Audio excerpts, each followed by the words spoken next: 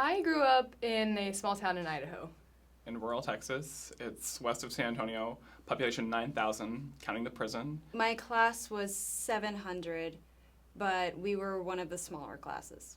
The last time I had sex ed was in middle school, actually, in 8th grade. They didn't do anything in high school at all. We had one semester of health.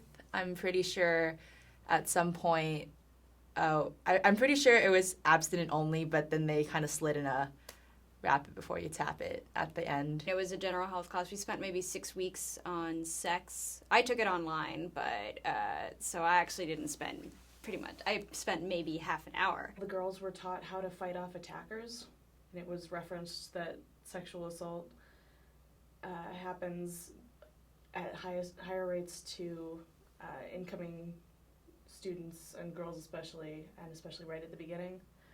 And somehow they thought that teaching us basic fighting skills was going to help that. I took a health class that consisted of a coach screening pictures of penises with STDs written all over them. People didn't know what a condom was.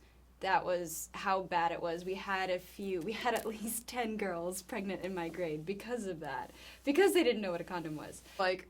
Just honestly, a class that was kind of bullshit because no one really took it seriously.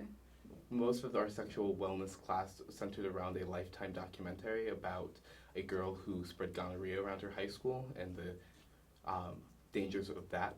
This is the mechanics of sex. If you have sex, you're going to get pregnant and die. I was in high school whenever they actually dropped the health requirement for high school graduation in Texas. I must say, I watch a ton of television, and so lots of my sexual knowledge has been based on Desperate Housewives and Grey's Anatomy, basically growing up. You figure things out, older kids, but in school, no formal education at all.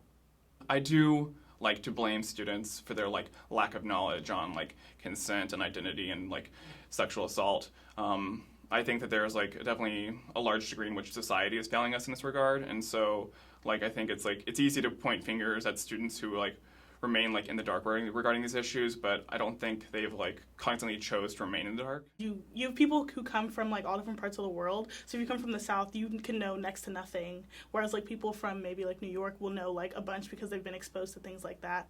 Just come into this situation where people that are strangers now live with us, and you become family in very weird ways with people that you didn't even know a year ago, and you're supposed to be able to have skills to talk about this stuff, but we don't.